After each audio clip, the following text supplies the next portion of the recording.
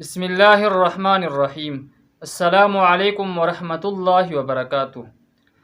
اگر کسی کو رات کے وقت سونے سے پہلے گناہ کے خیالات آ رہے ہو، مشتزنی، زنا وغیرہ کے خیالات آ رہے ہوں، تو یہ بات یاد رکھے کہ یہ چیز اکثر جو ہے یہ موبائل کے غلط استعمال کی وجہ سے یہ گناہ کے خیالات آتے ہیں۔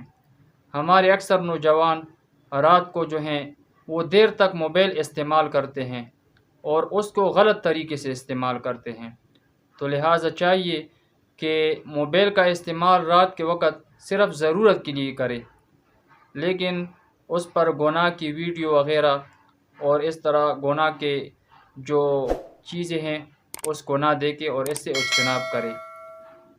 ہمیں چاہیے کہ ہم سنت کے مطابق رات کو سوئے، اسلامی اور اصلاحی کتابیں پڑھیں، اور جو حدیث میں جو اعمال ذکر ہیں، سورۃ الملک پڑھنا، سورہ واقعہ، سورہ یاسین پڑھنا، تو ان سورتوں کے پڑھنے کا اہتمام کریں۔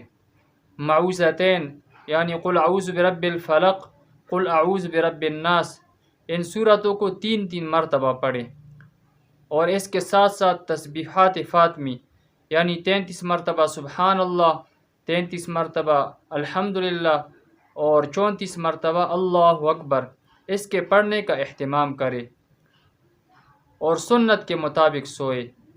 جب ہم رات کو سوتے ہیں تو رات کو سوتے وقت جو دعا حدیث میں آئی ہیں، اللہم بسمک اموت و احیا، یہ دعا پڑھ کر سوئے، اور اس طرح درود شریف پڑھ کر سونا چاہیے کہ ہمیں نیند آئے اور درود شریف ہم پڑھتے ہوئے سو جائے۔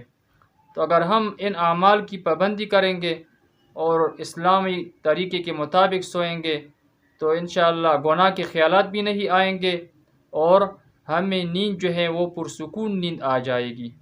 اللہ تعالی ہمیں نیک عمل کرنے کی توفیق عطا فرمائے۔